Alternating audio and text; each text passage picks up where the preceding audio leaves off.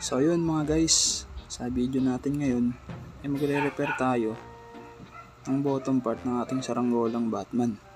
So ito yung nangyari sa kanya, nabali dyan sa kadahilan ng sumabit. Kaya mag-repair niyan, ipapabalatan na rin natin. Tara, time lapse, pasok!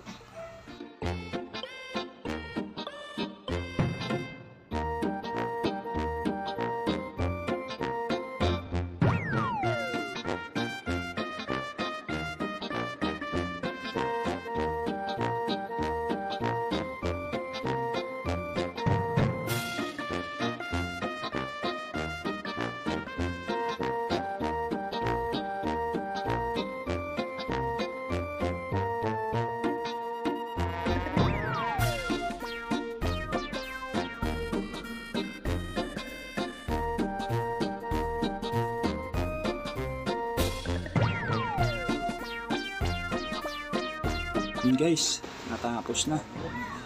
Pwede na natin siyang ilagay dun sa upper part ng ating saranggolang Batman. Ayan na siya. So yun lang muna mga guys. Hanggang sa muli, salamat!